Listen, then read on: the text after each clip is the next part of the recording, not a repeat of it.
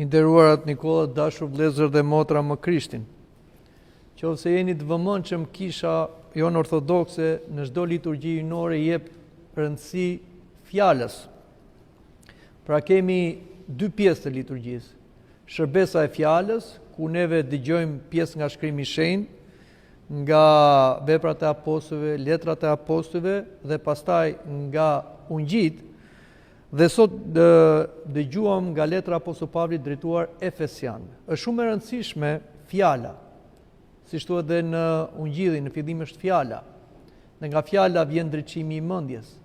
Dhe nga drejtimi i mendjes vjen edhe veprimi i dur. Shikoni çfarë na thot Apostoll Pavli sot. Sepse dikur ishit errësirë, por tani jeni dritë në Zotin. Esni si bi drite, sepse fryti i shpirtit është në çdo mirësi, e drejtësi, e të vërtet, duke provuar, çdo është e pëlqyeshme për Zotin. Dhe mos shoqëroni me punët e pafryeshme të errësirës, por më tepër ti qortoni, sepse ato që bëjnë fshehurazi nga ata, është turp edhe të thuan. Por gjithsa qortohen nga drita shfaqen, sepse çdo gjë që shfaqet është dritë. Prandaj thotë, ngriu ti që fle, dhe ngjallu prej së vdekurësh, dhe Krishti do të ndriçojë. Shikoni pra si tesni me kujdes, jo si të marr, po si të urtë, duke shfrytzuar kohën sepse ditët janë të këqija. Prandaj mos u bëni të pamend, po asish që kupton ç'është dëshira e Zotit. Dhe mos u deni me verë, në cilat ka plankprishje, po mbushuni me shpirt të shenjtë, duke folur midis jush me psalme, e me himne, e me këngë shpirtërore, duke kënduar e duke psalur Zotit me zemrën tuaj. Amin. Pra, këto janë fjalët që Apostull Pavli ja drejton Efesianëve, por që na i drejton edhe neve. Shikoni çfarë thot Apostull Pavli në fillim të fjalës. Dikur ishit errësirë. Çdo të thot fjala dikur ishit në errësirë. Nuk e ka fjalën këtu për atë dritën fizike, por e ka fjalën për errësirën e mendjes. Njeriu pa Krishtin, para se të njohë Krishtin, dhe këtu secili për nesh duhet shikoj veten e tij, si ishte para Krishtit dhe siç është mbasi e ka njohur Krishtin dhe bën jetë në Krishtin, është në errësirë. Pra ai ecën thjesht në instinkt, bën ato çfarë i thot instinkti shtazor, ose mendja e tij e errësuar, fantazia e tij e shprenuar, ose ndikohet nga bota që është në errësi në mëkatit. Pra, nuk është në errësirë, po njeriu është errësirë, njësohet me errësirën, bëhet një qenie mëkatare.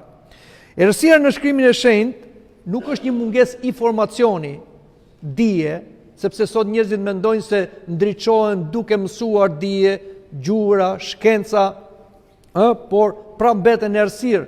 E kemi fjalën këtu për atë gjendjen antologjike, shpirt, trup, që ka lidhje të njeriut me mëkatin që e ndan nga Perëndia që është dritë. Por, kur një njeri pagëzohet, sa u pagëzohet me Krishtin u veshët, aleluja, njeriu shlirohet nga errësira e mëkatit dhe veshet me Krishtin. Krishti është dritë. Krishti tha, unë jam drita e botës. Dhe ai na bën dritë neve, sepse na bën dritë mendore, shpirtërore, por që reflekton edhe në trupin ton.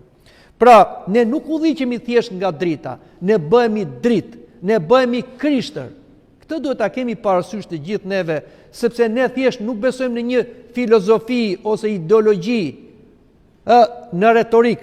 Ne udhiqemi nga një person dhe njësohemi me atë person, pra bëhemi krishtër në veten tonë dhe tek të tjerë. Kjo është përgjegjësia dhe privilegji i madh që kemi ne si krishterë ortodoks. Dhe kur njeriu bashkohet me Krishtin, ai hynizohet, bëhet si Perëndia dritë. Kjo është thirrja që kemi ne si krishterë. E kemi thënë dhe tjera, të qenit i krishterë nuk duhet kufizuar në gjëra kaq të vogla që shpeshherë neve i kthejmë në besimin ton. Për të ngrënë, për të pirë, për të shëruar, për të martuar, për të trashëguar, për të pasur një mirëqenie, dhe kjo është feja për neve. Dhe ndonjëherë kur këto nuk na realizohen, sepse nuk janë në interesin tonë. Ne themi, pse Perëndia është kaq indiferent me ne? Perëndia nuk na do, na ka braktisur, nuk mendon fare për ne. Perëndia na thot, o bijtë mi, pse merri gjëra kaq të vogla, gjëra që i kërkojnë paganët? Kërkoni mbretërinë e Perëndisë dhe drejtësinë e tij dhe gjitha gjërat do t'ju jepen. Prandaj ne jemi thirrur për gjëra të mëdha. Jemi thirrur të bëhemi bijtë të dritës, jemi thirrur të bëhemi dritë, jemi thirrur të bëhemi Perëndi sipas hirit. Dhe kjo ndodh këtu në kishën tonë ortodokse, duke marrë misteret e kishës, pagëzimin që është misteri i ndriçimit, mirosjen që na mbush me shpirtin e shenjtë që është dritë, pendim rrëfimin që na ripastron dhe kungatën hyjnore që na bën dritë në Krishtin. Esni si bijtë të dritës, na thot apostulli Pavli. Çdo thot bijtë të dritës. Pra, jemi bijtë e Perëndisë, jemi Krishtër, të bëjmë atë që tha Krishti dhe të veprojmë atë që bëri Krishti. Dhe çfarë thot? Mbushuni me mirësi. Çfarë është mirësia? Mirësia nuk është thjesht një veprim butësie. Mirësia është një veprim aktiv i dashurisë. Do me thënë, mirësia është arma e dritës kundër shpirtit të ligë. Çdo gjë ta bëjmë me mirësi. Me drejtësi. Çfarë është drejtësia në konceptin ortodoks? Drejtësi nuk do të thotë thjesht një drejtësi ligjore, që bëri dikush diçka të keqe duhet ta dënojmë. Por është harmoni me vullnetin e Perëndisë. Të ecim siç dëshiron Zoti të ecim në jetën tonë. E vërteta. E vërteta për ne nuk është filozofi. E vërteta është një person, Krishti i mishëruar. Prandaj neve duhet ta njohim Krishtin. Dhe të njohim Krishtin, duhet të kemi dëshirë ta takojmë atë, ta dëgjojmë atë. Kjo është arsyeja që vim këtu në kishë. Që ne vim në shtëpinë e Perëndisë. Këtu është Krishti. Siç thotë edhe Ungjilli i sotëm, Krishti ishte në tempull, ishte në sinagogë dhe mësonte popullin. Këtë po bën Krishti përsëri tani, nëpërmjet kishës, nëpërmjet shkrimit të shenjtë, nëpërmjet interpretimit që bën kisha, dhe nëpërmjet mistereve të shenjta ne takojmë Krishtin. Krishti është e vërteta.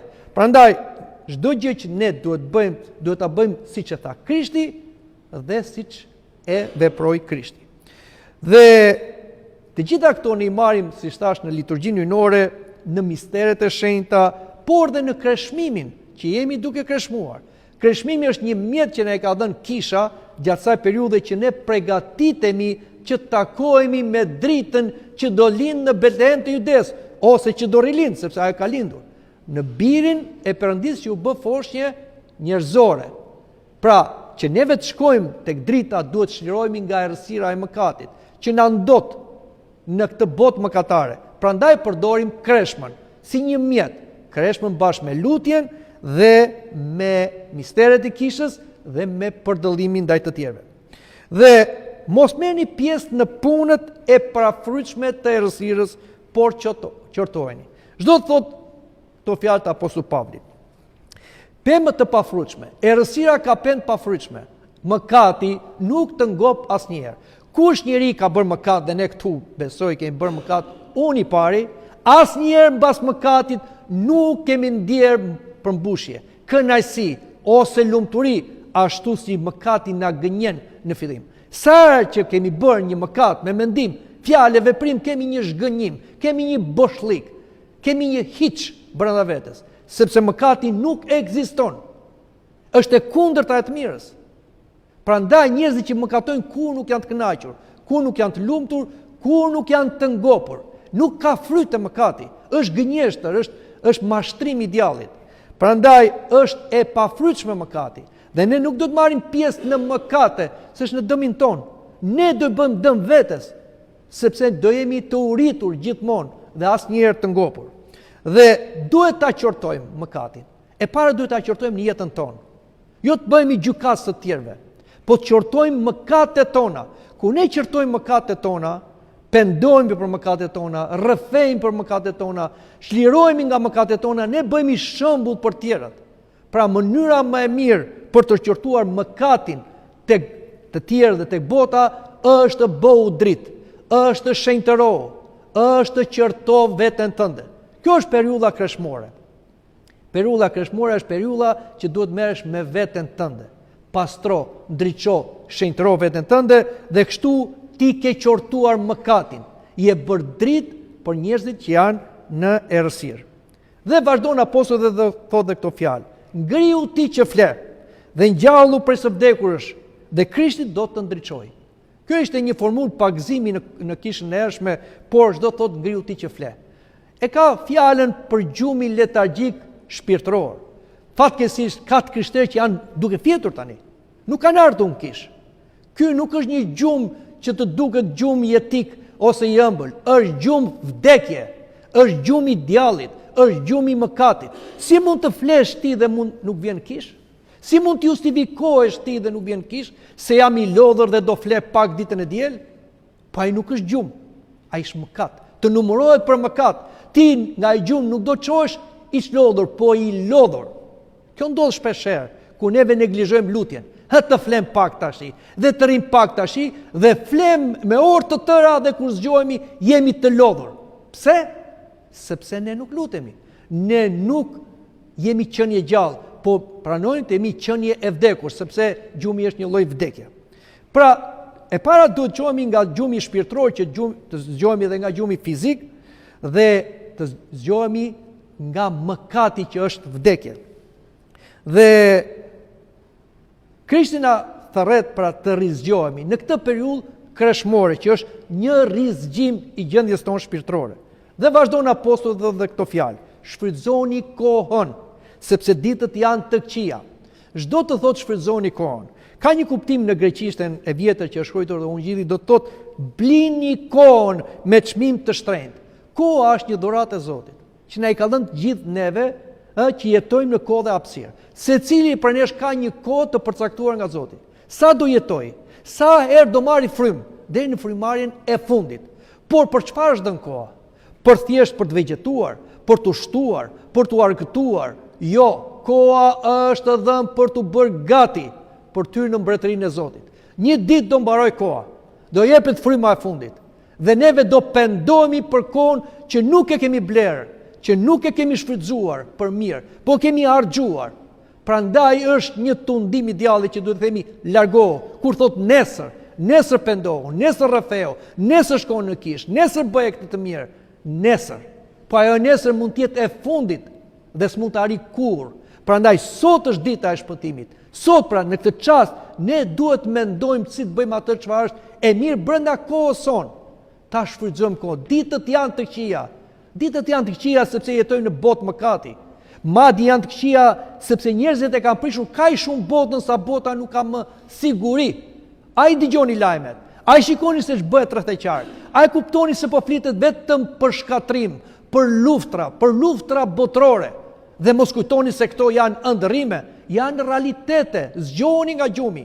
Bota do ndëshkohet për mëkatet e saj, sepse ka ardhur atje ku nuk mban më, deri në ligjërimin e perversionit. Kjo tregon se ky brez do marr fund.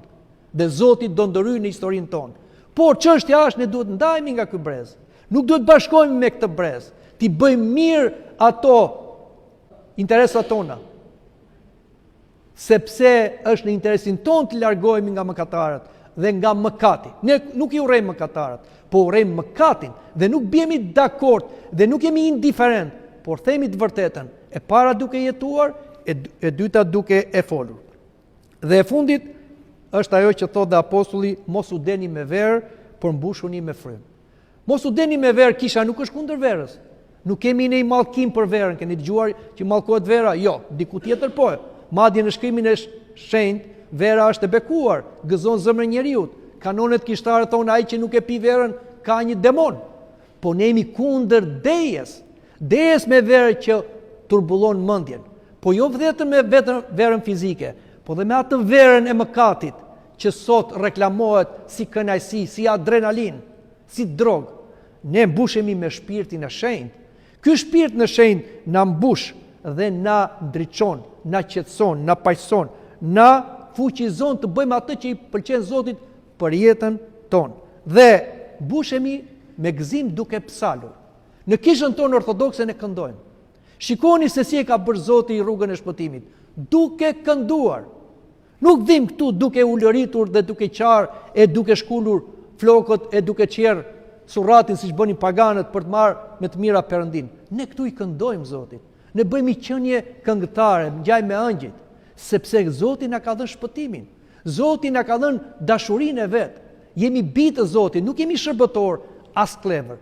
Prandaj le ta mbajmë të gëzim që na jep Zoti duke hequr mëkatin, duke u ndriçuar, duke u mbushur me Shpirtin e Shenjtë dhe duke kreshmuar jo nga ushqimi, por nga mëkati, që kështu të bëhemi gati për Krishtlindjen, që do të thotë Krishti, drita e botës, të ndriçojë në zemrat tona, që ne të bëhemi bijtë të dritës dhe të ecim si bijtë të dritës. Amin.